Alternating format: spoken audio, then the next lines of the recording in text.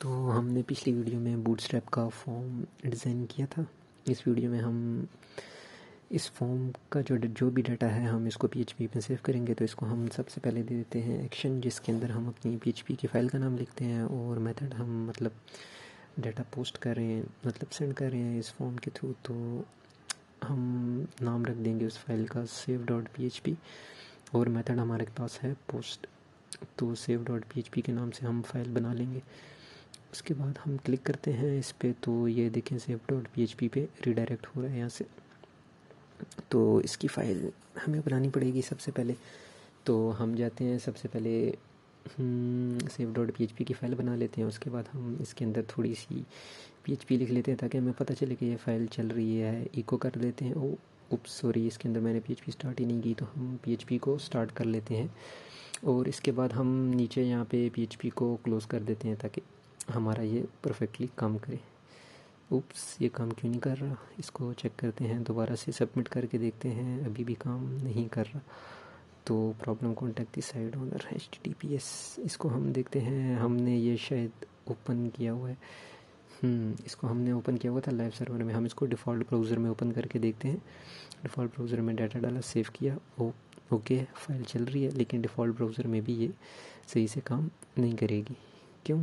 क्योंकि ये जो PHP की फ़ाइल है ये हमें जस्ट फाइल शो कर रहा है, क्योंकि ये कोई PHP के सर्वर पे नहीं चल रहा। तो हम इसको लोकल होस्ट में ओपन करेंगे।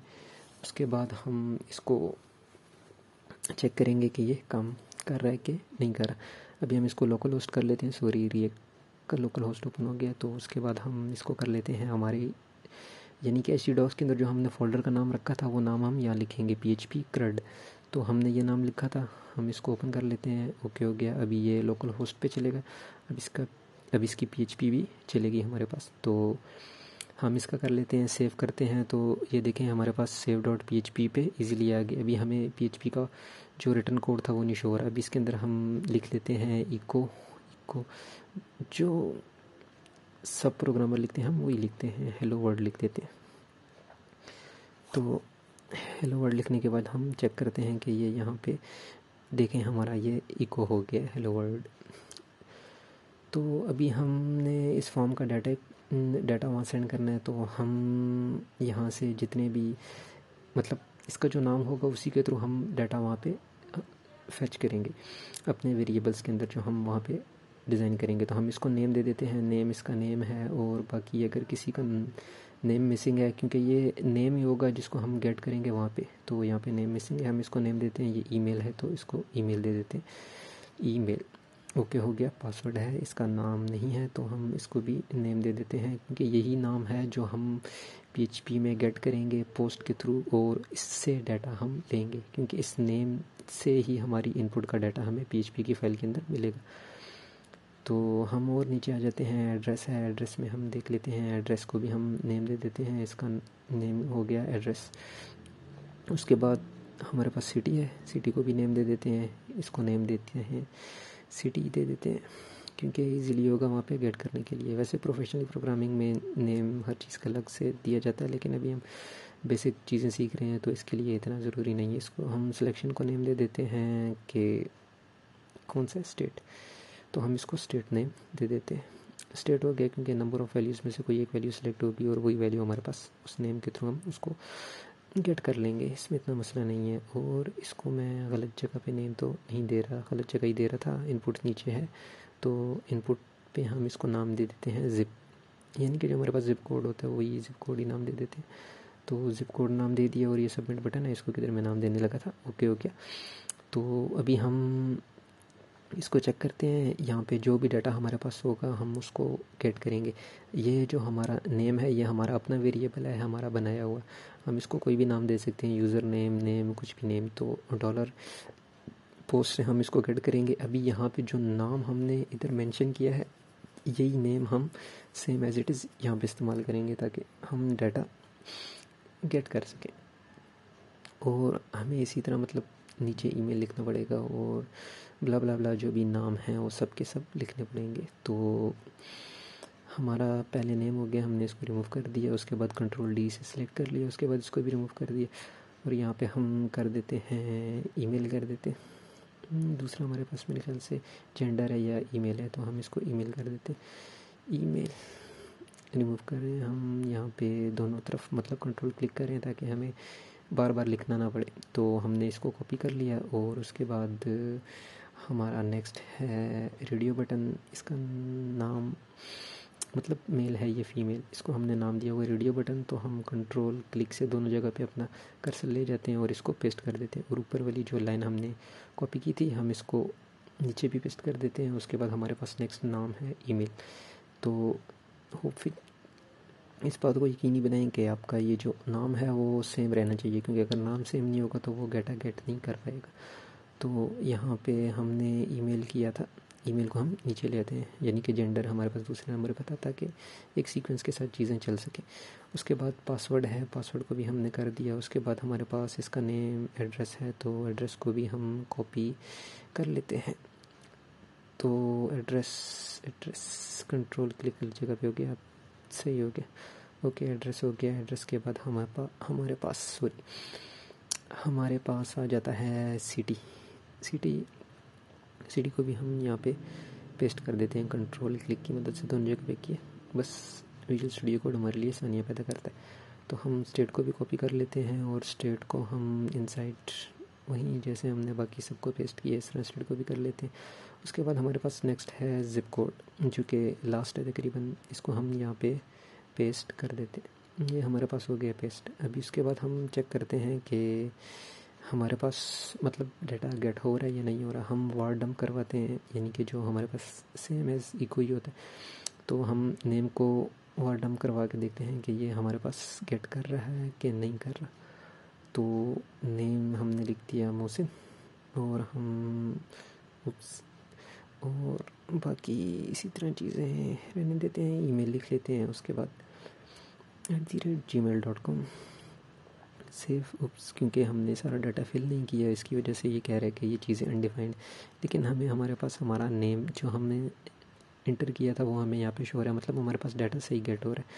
तो इनको भी हम देख लेंगे कि इनके साथ क्या करना है, लेकिन फ़िलहाल हम इनको देख लेते हैं। रेडियो बटन है, ओके है, कोई मसला नहीं है। नेम है, ईमेल है और पोस्ट कर रहे हैं। मतलब ये नाम आपका एक्यूरेट होना चाहिए, जो आप HTML में इस्तेमाल कर रहे हैं वही आपका PHP में यहाँ पे पोस्ट किया गया वही नाम एक्यूरेट होना चाहिए, स्पेलिंग के लिहाज से, हर चीज़ के लिहाज से। तो हम यहाँ पे चेक करते हैं दोबारा से डाटा इंटर करके @gmail.com ASD पंजाब कर देते हैं, ज़िप कोड ऊपर कर देते हैं। हमने रेडियो बटन नहीं सेलेक्ट किया तो हम रेडियो बटन सेलेक्ट कर लेते हैं और दोबारा से पासवर्ड ओके हो गया। अभी देखें कोई भी एरर नहीं आ रहा क्योंकि ऑल फील्ड आर फील्ड। तो अभी हमने इसको डेटाबेस में सेव करना है, तो देखते हैं इसको डेटाबेस में कैसे सेव करते हैं हम। नाम हमारे पास मोहसिन ही आ गया, ओके, बिल्कुल एक्यूरेट काम कर रहा है। और हम चले जाते हैं अपनी फाइल्स के अंदर। यहाँ पे हम एक फ़ाइल बनाते हैं config.php के नाम से बनाते हैं, जो हमारे पास डेटाबेस में मतलब जिसके अंदर हम डेटाबेस का कनेक्शन मेंटेन करेंगे। तो PHP इसी तरह जिस तरह हम बाकी PHP को स्टार्ट और एंड करते हैं, इसी तरह इसकी भी स्टार्टिंग और एंडिंग सेम है। और इसके अलावा हम कर लेते हैं इसको, यानी कि $server name हमारे पास जो फर्स्ट चीज़ें होती हैं। तो लोकल होस्ट है तो इसका लोकल होस्ट हो गया। हम इसको सेमीकोलन एंड करते हैं हर लाइन में। और उसके बाद हमारे पास आ जाता है यूज़र नेम। उसके बाद is equal to user name हमारे पास रूट होता है, यानी कि अगर इस एग्ज़ाम के अंदर आप कर रहे हैं तो इसका यूज़र नेम रूट ही होगा। और सर्वर नेम जाहिर सी बात है, अपने सर्वर लोकल होस्ट कंप्यूटर पर लोकली कंप्यूटर पर रन कर रहे हैं तो वो लोकल होस्ट ही होगा। तो उसके बाद इधर भी सेमीकोलन लगा देते हैं और नेक्स्ट लाइन में आते हैं और यहाँ पे हम अपना पासवर्ड लिख देते हैं। ज़्यादातर पासवर्ड इसका एम्प्टी ही होता है, लेकिन अगर किसी ने पासवर्ड सेट किया हो तो वो पासवर्ड फिर यहाँ पे मेंशन करना पड़ता है। उसके बाद हमारे पास DB नेम है। DB हमने अभी बनाई नहीं है, लेकिन हमारी जो फाइल है वही नाम रख देते हैं PHP CRUD। तो यही इसी नाम की हम DB बना लेंगे बाद में। और इसके बाद क्या करते हैं, हम कनेक्शन बना लेते हैं। Connection is equal to new MySQL ये खुद ही विजुअल स्टूडियो ने हमें सजेस्ट कर दिया है। उसके बाद हम यहाँ पे सबसे पहले सर्वर नेम कर लेते हैं फिर उसके बाद हम करते हैं यूज़र नेम, शुरू में डॉलर नहीं डाला, डॉलर का sign, user name and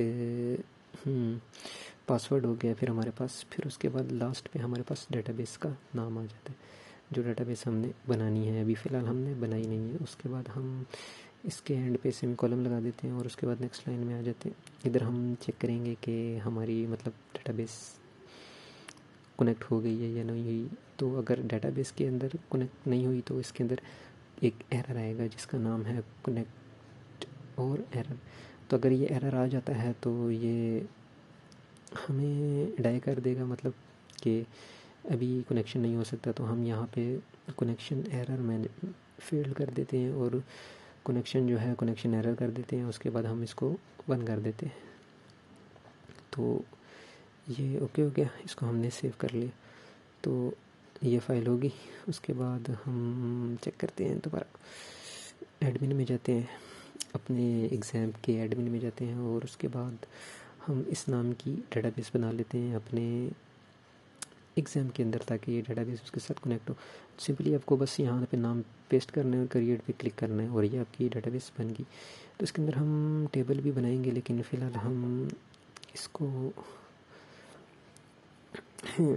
save.php के अंदर इंक्लूड करवा देते हैं। तो इंक्लूड INCLUDE इंक्लूड, और उसके बाद हम अपनी कॉन्फ़िग की फ़ाइल का नाम लिख लेते हैं config.php।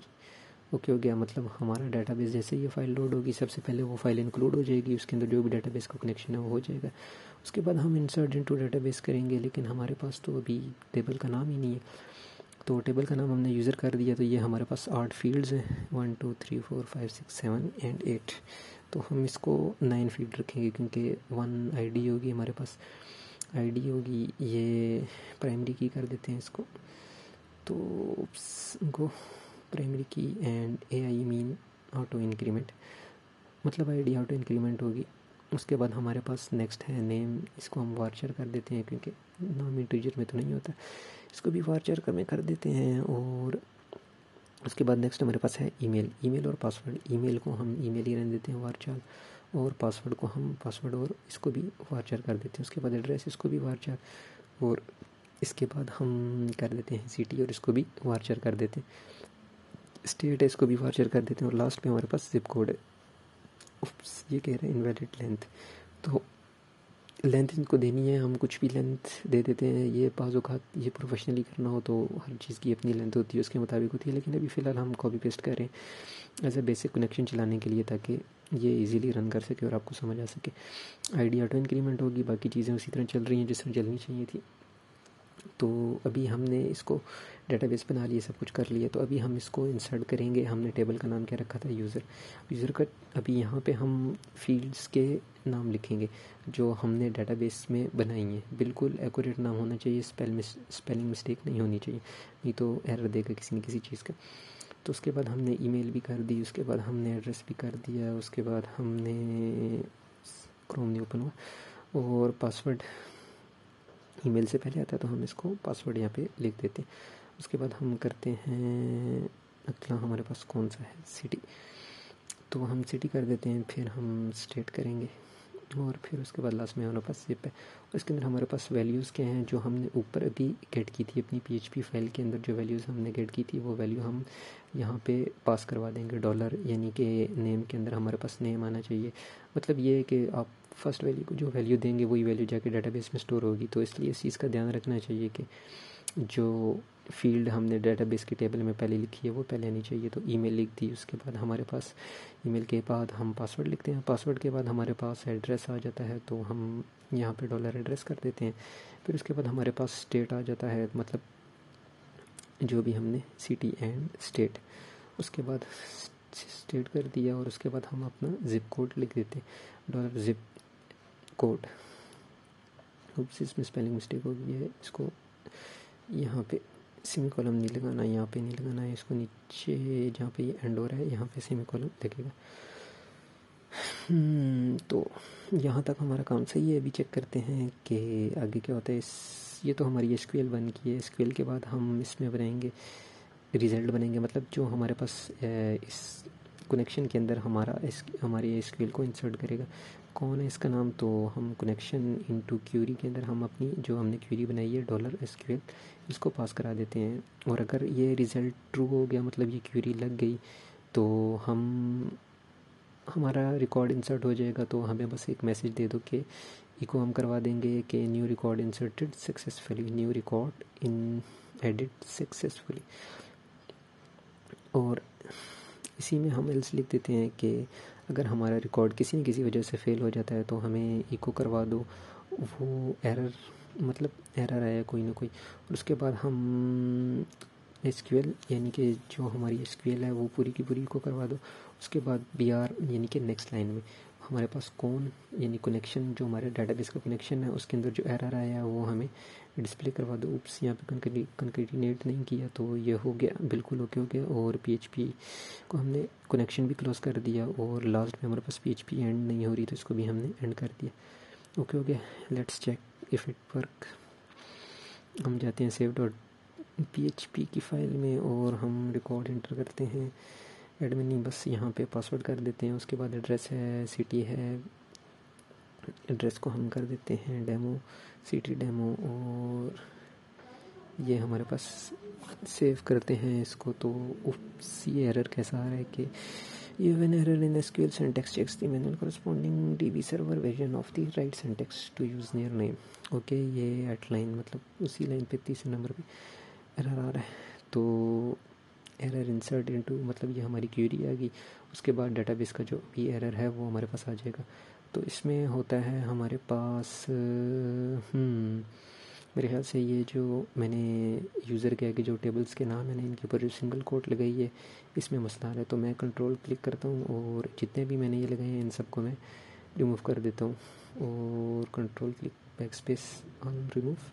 Now check, new record insert successfully message है, हम mosin12 कर देते हैं।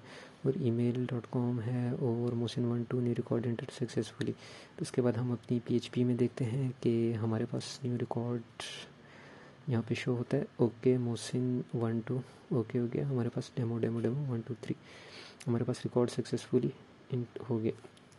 तो उसके बाद हम अपने चेक करते हैं कि बस आज के लिए इतना ही। अभी नेक्स्ट वीडियो में हम देखेंगे कि हम कैसे रिकॉर्ड को फेच करते हैं। Thanks for watching. Like and subscribe ज़रूर कीजिएगा और हमारी सीरीज़ को पूरा फॉलो कीजिए।